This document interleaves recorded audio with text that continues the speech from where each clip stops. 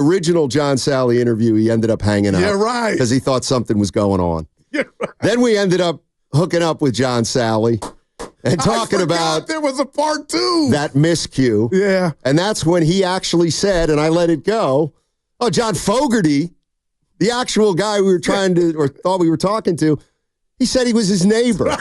And now that I look back on it, I think he was kidding. I bet you a pops now he's telling the truth. Let's bring him in. 4-time NBA champ, member of the Bad Boy Pistons, John Salley. John, we will. He comes courtesy of the River Islands guest line, of course, as do all our guests. Get to know the islands, River Islands and Lathrop. John, we'll get to your project momentarily, but how you doing, man? My life is grand. You guys know it's John Salley. Just making sure. Yes, we do. Now, the one thing I want to start with is, were you serious when you said you were neighbors with John Fogerty? Yes. I'm almost positive. John knew it. I believed you. Yeah, man. It was 1997. I have to check. It was 1997. It was, I would have to ask my wife because, when you get older, you forget life. You forget so many things. Right. And cannabis kicked in. So. Johnny!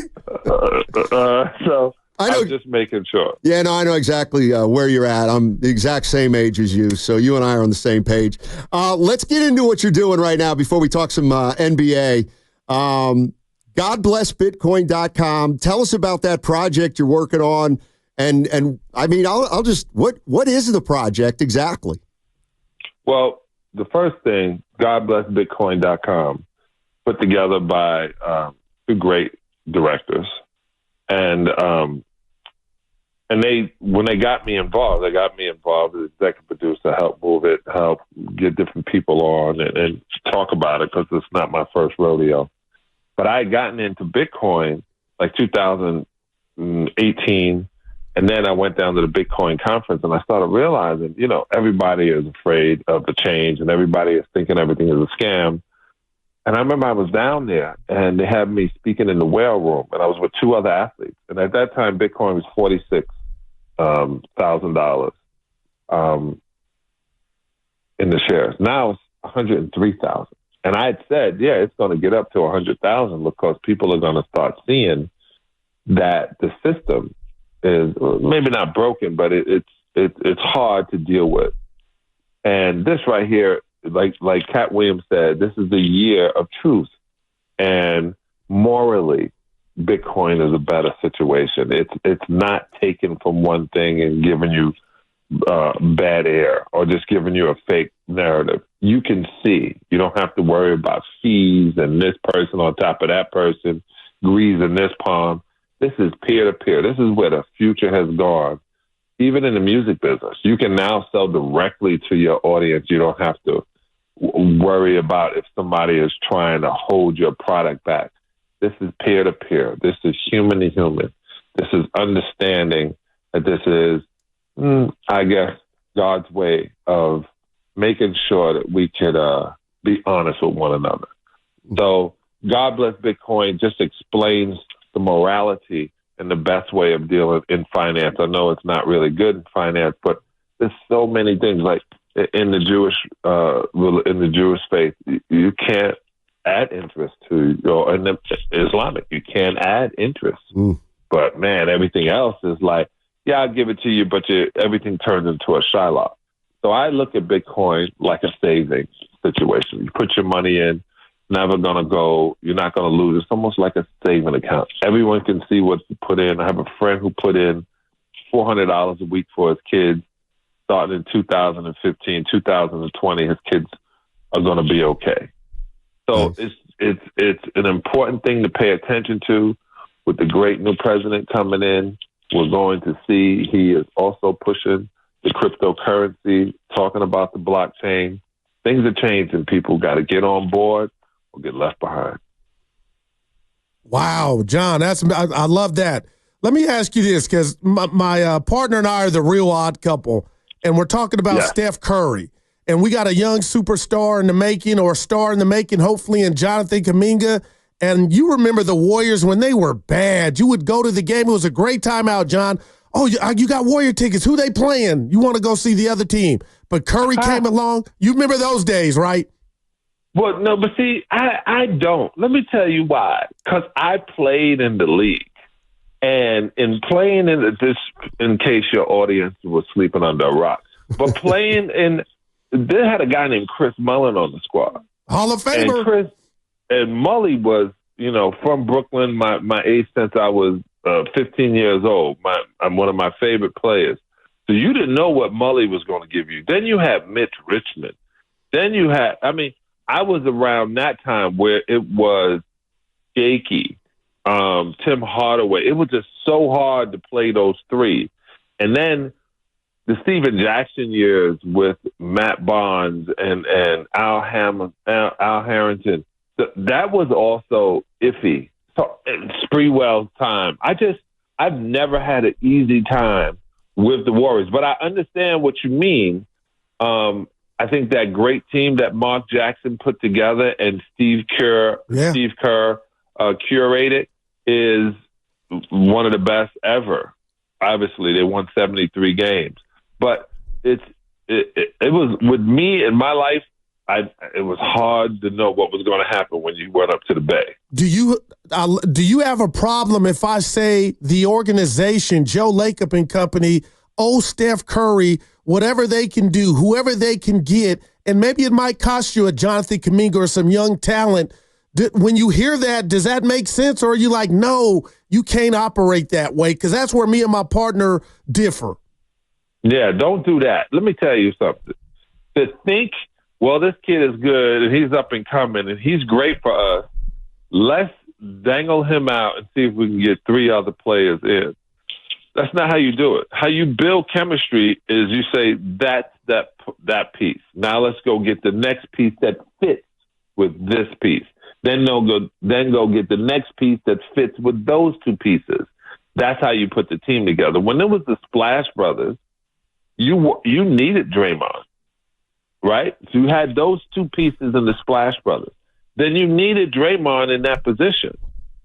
So that was the third piece, right? The Holy Trinity. And then everybody else better fall in line to how these three view the game. So I think in order for them to get back to where, and you guys, it's not going to get back to where it was. Give it up. No, it's never going to happen. There's never been a team in existence. Now, John, what's that mean? Not to interrupt you. What do you mean, give it up? The Lakers win a championship every 10 years. It's just how it, and you can prove me wrong. Go right ahead. 10, 12 years. You can go right ahead. 88, 2000, 2010, 2019, or 2020. I'm just telling you, it's how it works, right? So Laker fans know they got some bad up and down, and then they pick up and they win a championship, and then they fall off and then they pick up. So I just think, as opposed to just blowing the whole squad up and thinking we're going to get all these guys back in here and they're going to work. No. You always need people who are around who understand the culture of that team, who understand the history and the making of that team. Look at the Miami Heat. The Miami Heat have been at the top, pushing. Jimmy Butler had them in a situation, and then last week they beat the Lakers by 44 points. They are ready. They are back in that hunt on the East Coast. So you just have to understand the culture. You want to draft. You want to bring people in who understand they have to hold it's up to a different standard, and they have to be ready. Best way is they're ready to keep the culture going. Like in Boston, those guys are not going in there. Yeah, they want to win championships, but they are also saying we're part of this group that's hanging in the rafters. Yeah, John Salley joining us on 95.7 The Game, four-time NBA champ, member of the Bad Boy Pistons. Well, let me throw out an example for you because, I remember, when the Pistons in the mid-'80s were trying to break through, they had a hell of a team with Adrian Dantley. And then you acquired Mark Aguirre. And that's when you kind of turned the corner and won a title. What did that particular move do for you guys? Because Adrian Dantley was a hell of a player. But why were you able to take the next step after a move like that? Well, in 1988, we got cheated. I'm sorry. We lost to the Lakers. You know what? That series still isn't over because the fans ran onto the court with 3 seconds left. I did Byron Scott's podcast the other day, and I still wanted to elbow him. Listen, this is true. Adrian Dantley, we got all the way to Game 7, and we just didn't have the punch to get us over. But the next year, when we're beating everybody and Adrian Dantley is part of it, I don't see. I love Mark Aguirre, and his birthday was the other day, and said happy birthday to him. But when they made this trade, right, most people would have seen it as a straight across even trade. Yeah. The people who don't understand. The difference was Mark Aguirre knew he was going to come off the bench. And as I understand it, Adrian Dantley was not willing. So when you're not willing to do what the higher ups or the coaching staff feels is necessary, then that's not helpful to the squad. Now, this is what I'm understanding. So Dennis Rodman had to start. And Chuck Daly and the rest of the brain trust understood this and knew this. There's no way this guy should not be on court at least out of 48 minutes, 46 of them. There's no way Dennis Rodman should, and he's proved that over his career. He's a disruptor. He's a defensive wizard. He is an unbelievable rebounding machine, and he can focus for that amount of time that you are on in the Gladiators arena. So he had to start. And Adrian wasn't coming off the bench and doing that. Mark Aguirre came in and was like, whatever it takes for us to win. And that's the attitude and the mentality, what I mean by culture. And if you have that winning culture, you win 2 championships in a row. Should have been 3. Wow. Sally, you've seen a lot of hoopers, man. When you see, and I don't know how much of Jonathan Kuminga you've seen, what do you think of his game, his future, and what advice would you give him right now with the wind swirling that, the Warriors are looking to trade a night after you go for 33 and have a career high? Remember, they don't trade you if you suck. No one wants you. They only trade you if you're worth something. Damn. So he shouldn't look at it as, man, they don't want me. No, everybody wants you. When your name is in that, everybody can see how you could add that special sauce to their sauce, a special spice to their sauce. So don't take it personal. Keep balling. I tell everybody this. There's a certain amount of guys who got to play for the team they wanted to play for when they came into the NBA. I wanted to be in the NBA. Most of us wanted to be the NBA. Wherever you go, that's where you go. But you want to be in the NBA. You want to be in the league. Forget the team. Man, one of my favorite players is KD. Whatever people can say what they want to say and how they want to say it, KD is a champion. KD is a winner. And look how many squads he's been on. Okay, see how you can go. It doesn't make a difference. Wherever KD has gone, he has balled out. LeBron, wherever LeBron has gone, he has balled out. So it doesn't make a difference on the team. It makes a difference individually, and it's a trip. This is the trickiest thing that teams have to deal with, especially in college now with the portal and dealing with the NIL money. You start realizing it's a team sport with a whole bunch of individual companies. It's a team sport made to get put together with a whole bunch of individual companies. You have to have those individual Fortune 500 companies work together, even though they're working for themselves. So that is the way to separate. Like I have teammates that I love, man, and I thought were great people, but that's a limited amount of time working in that industry. You know, you a lot of them, when you see them, you say, "Oh man, what's up, man? What you been up to? Give me your number, man." I said, you know, you walk away, you don't call them.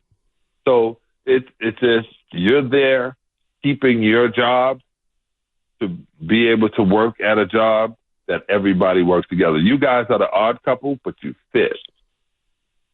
That's true. We do. John Salley joining us on 95.7 The Game. Hey, before I let you go, give you one last shot at GodBlessBitcoin.com. But the Warriors are apparently interested in acquiring LeBron James. They called about him last year. LeBron and the Lakers shut it down, but it's kind of resurfaced. If the Warriors would have an opportunity to pair Curry and LeBron James, do you just do it without a second thought? No, you don't do that. And that whoever put that up is one of those guys who sits at home and watches ESPN for 4 hours and then goes to lunch and talks about it, and at Twin Peaks or at Hooters, watches it on the screen, and then goes back and then starts trolling because they have nothing to do. What benefit would it be for the besides ticket sales, which you already have? The only benefit it would be for the Warriors to have LeBron James in a Warrior uniform is the sale of the jersey. Yeah. All right, John. Give us one. GodBlessBitcoin.com. It's going to be on Roku. Is it available right now? It's available right now. Everyone should go watch this wonderful documentary. It will explain what's happening. It will give you a better sense of where we're going in our finances around the world. And this is the future. Wow. And I tell people this all the time. I know the guy who made the carriages. I don't know him personally. The carriages that the horses were pulling in the 1800s. And then somebody came with the steam engine and the automobile out of Mercedes. And people were like, man, you kidding me? And now you can't even get a horse on the street. So the future is coming, and it's fast, and it's already here. GodBlessBitcoin.com. I'm going to check it out, John. Speaking of the future, I forgot, are you going to be here All-Star Weekend? Where is All-Star Weekend? Here in the Bay. San Francisco. Yeah. It's in San Francisco. Listen, like I told you, I'm an individual company. If the other companies are paying for me to be in my favorite city, and you know, I love that city, and I used to stay up in Nob Hill, so I would love to be at the All-Star game. And if I am, I want to come in and sit in person and see how you guys are getting paid for doing nothing. I mean, see what you guys get paid to do. Well, you got an open invite up here anytime, John. Appreciate it.